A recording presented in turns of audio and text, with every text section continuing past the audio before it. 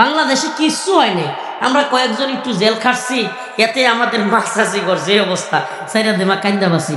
অথচ আফগানের এমন অসংখ্য এলাকা আছে যেই সমস্ত এলাকায় এমন কোনো ঘর নাই যেই ঘরে বিধবা মহিলা নাই। সুবহানাল্লাহ কয় না? এমন কোনো ঘর নাই যেই ঘরে এতিম শহীদের সন্তান নাই। সুবহানাল্লাহ, কি অবস্থা এদের। আপনারা আজকে আমরা আফগানের বিজয় দেখি, অথচ সেই বিজয়ের সিঁড়ির নিচে কত লক্ষ হাজার শাহাদাতের নজরানা দেওয়া লোক শুয়ে আছে, কল্পনাও করতে পারবেন না। এজন্য যদি শরিয়াত চান, কি চান? আজকে গাজীপুর চৌরাস্তায় একটা বড় ফিলারের মধ্যে সুন্দর লাগছে আমার খুব একটা লেখা যে আসুন আমরা সবাই ইসলামী শরিয়াত চাই। কেন চাইবো? আমরা মুসলমান হইলে শরিয়াত চাইতেই হবে। কোরআন সুন্নাহ অনুযায়ী রাষ্ট্র ব্যবস্থার বিকল্প কিছু নাই। যে আসুক, শান্তি আসছে কি মনে করেন আগামী 6 মাসে